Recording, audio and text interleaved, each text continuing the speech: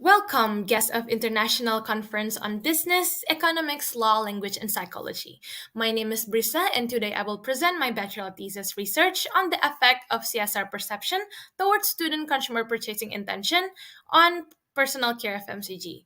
This is a cross-country study between the Netherlands and Indonesia. As an author, this is Bhrissa Daneera Nadia Himawan. I serve as a double degree student from Bandung Institute of Technology in Indonesia, majoring in business management, and the University of Groningen in the Netherlands, majoring in international business. This presentation is the author's bachelor's thesis published with the University of Groningen. In this presentation, the content will all be about my research paper from the background and the research objectives to the conclusion. This research revolves around two CSR pyramid priority models by Carroll, which is improved by Fisher. The CSR priorities for businesses are sorted by Carroll by economic, legal, ethical, and philanthropic responsibilities. However, due to the differences of national landscape, Fisher argued that developing countries should have their own pyramid, which is sorted out as economic, philanthropic, legal, and ethical responsibilities.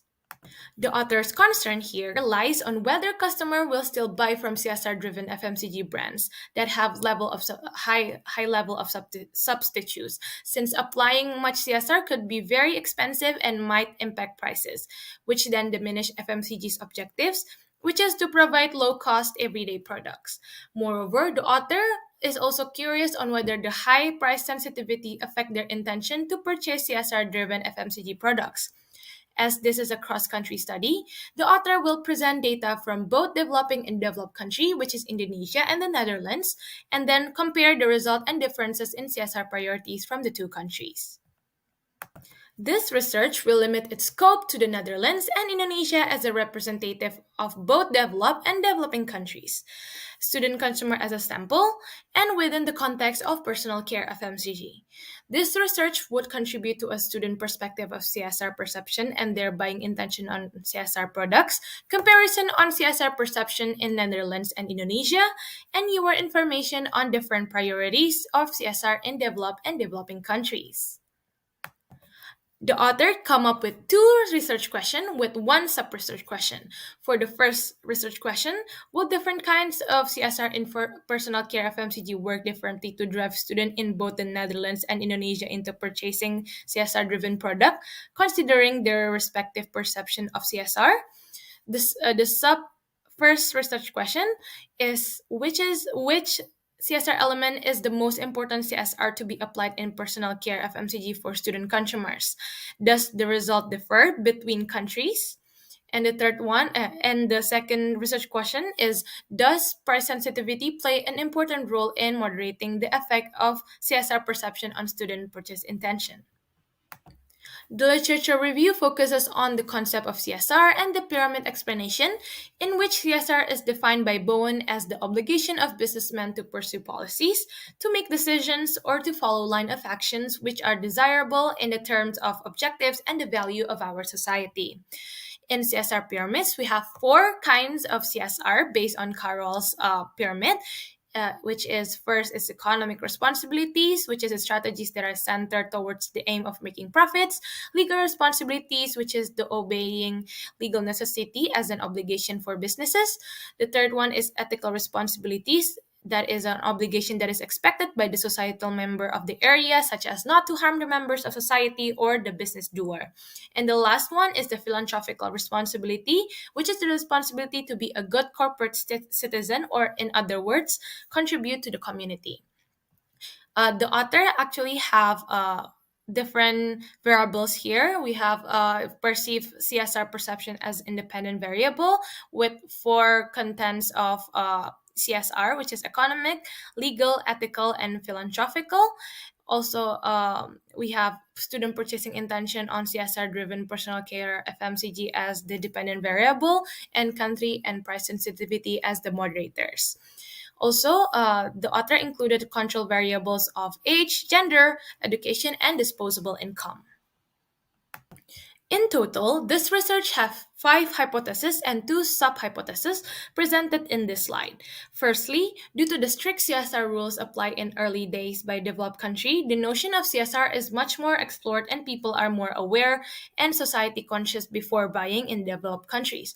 Hence, for hypothesis 1, perceived corporate social responsibility has a positive significant effect on student purchase intention in the Netherlands. Secondly, CSR perceptions in Indonesia is claimed to be improving due to more exposure of social media followed by globalization. Hence, hypothesis 2, perceived CSR has a positive significant effect on student purchase intention in Indonesia. For sub-hypothesis 1 and 2, the author tested the accuracy of both Carroll's and Fisher's pyramid between students in the Netherlands and Indonesia. Thirdly, taken from evidences from the first and second hypothesis, the author concludes perceived corporate social responsibility has a positive significant effect on the overall student purchase intention. Fourthly, due to the long history of CSR in the Netherlands, customer could be equipped with a high awareness of social responsibility before making purchase decision. While Indonesia just implemented CSR law in 2007 and consumer awareness only spread recently due to social media. Hence, hypothesis 4 mentioned that the effect of perceived CSR on student purchase intention is stronger in the Netherlands than in Indonesia. Lastly, due to the price sensitivity found in FMCG products, the author proposed hypothesis 5, which is price sensitivity negatively moderating the relationship between CSR perception and student purchase intention. So this is a conceptual model. We have CSR perception as the independent variable and purchase intention as the dependent variable. CSR perception has four components: economic, legal, ethical, and philanthropical. We have also country and price sensitivity as the moderators, and age, gender, education, and income as the control variable. For the methodology, the author is using quantitative research using survey questionnaire. The data is also collected through the Qualtrics survey platform. Survey is using Likert scale in which 1 is strongly disagree to 5 strongly agree. Questions are taken from reputable sources with an addition of FMCG context specification. Analysis method is using IBM SPSS statistic version 29.0. The linear regression will be done for hypothesis 1, 2, 3, 4, and 5, and independent sample t-test is done for sub-hypothesis 1 and 2.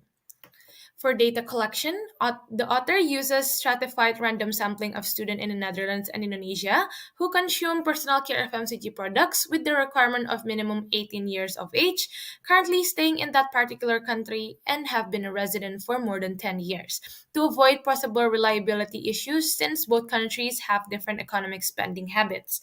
Samples collected include 115 Indonesian and 72 Dutch students after missing values had been handled.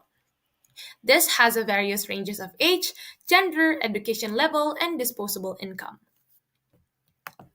For the demographics, 82.9% are in the tertiary education stage, 67.4 are within the age group of 18 to 21, 66.8% are female, 47.2% in the Netherlands has a disposable income between 751 euros to 1,000 euros, and 83.5% in Indonesia have disposable income between 0 to 4 million rupiah. This tells us that most respondents of this research come from a younger generation, mostly Generation Z. And B, most Indonesian respondents do not own a side job or got a lower paying job, while students in the Netherlands mostly already have an adequate salaries. This is the result of the linear regression. For hypothesis 1 till 3, it is accepted, and for hypothesis 4 to 5, it is rejected. While for the results of t-test, it is both rejected for sub-hypothesis 1 and 2 because both Netherlands and Indonesia shows a different result compared to Carroll's and Fisher's pyramid of CSR priorities. The first three hypotheses are accepted, proving right that as students' CSR perception increases, so does student purchasing intention on CSR-driven personal care FMCG in the Netherlands and Indonesia. For the sub-hypothesis, the first sub-hypothesis and the second sub-hypothesis are also rejected. For the sub-hypothesis, the conclusion is that the student consumer in the Netherlands ranks CSR priorities in the order of legal, ethical, economic, then philanthropic. It is ranked from the most important to the less important, while Indonesians has it ranked by legal, ethical, philanthropical, and then economic. The low priority seen in economic responsibility for both countries could be explained by the fact that customers expect companies to do more than just making a profit. And students and customers do not actually buy products based on how businesses make profits. They expect companies to be legal and ethical as consumer punishment awaits if unethical and illegal practices surface, which also justify why legal and ethical responsibility place as the two most important priorities for both countries. The higher priority in philanthropical in Indonesia compared to the Netherlands is explained by the fact that Indonesians put more importance on philanthropic responsibility due to the government's incapability to fix social problems, and the company is also expected to participate in solving these problems. For the hypothesis 4, which answered the first research question, it is also rejected because the result shows non significance. Hence, it is concluded as the effect of perceived CSR on student purchase intention has little to no difference in between the Netherlands than in Indonesia. This might be because the sample is younger generation that is the most affected by technological advancement. Indonesian customer can see information and news through social media, receive information and affected by globalization, keep up with developed country notions, or even respond to these notions. In research conducted by Ali et al., it is claimed that CSR communication through social media affect the buying behavior of a brand, where consumers globally could share awareness of smart buying with corporates who have clean legal and ethical records, also growing trust on these brands. For the hypothesis 5, it is also rejected as the result shows non-significance. This answers the second research question. This is then concludes that there is no moderation of price sensitivity in relative of the relationship between CSR perception and student purchase intention.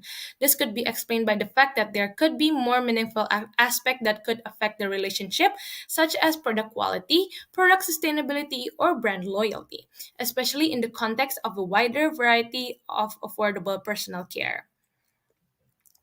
Um, and then, moreover, there could also be another variable that would increase the effect of CSR perception towards purchase intention in a personal care FMCG context, like brand loyalty, suitability, and quality as moderators, or peer pressure and brand reputation as mediators.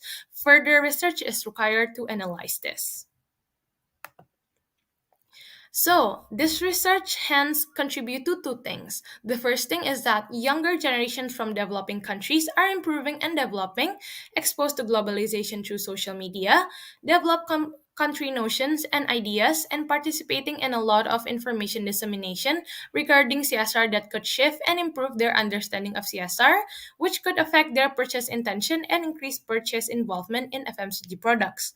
The second one is that Dutch and Indonesian students got legal and ethical responsibility as their most important aspect of CSR done by the company, while philanthropic responsibility placed more importance on students in Indonesia compared to the students in the Netherlands. This research then recommend personal care FMCG companies to actually pay more attention to legal and ethical responsibility before other responsibilities, create more philanthropic activities in developing countries to increase presence, treat both developed and developing countries as countries that are aware of CSR and its importance, focus on increasing product value and CSR initiatives instead of price competition to increase brand presence, and use social media to communicate CSR initiatives to the younger demographics to gain brand trust. This research has three limitations, which is the first one is to have low sample size, and it might not represent the whole Dutch and Indonesian student population. The second one is low model explanation. This is due to the more unexplored, unquantifiable variables. And the third one is the result cannot be generalized to all developed and developing countries because different countries has different kinds of institutional gaps and national landscape. For further research, research could be done with a larger sample by considering the other qualitative variable that could intervene the effect and comparing different sets of countries.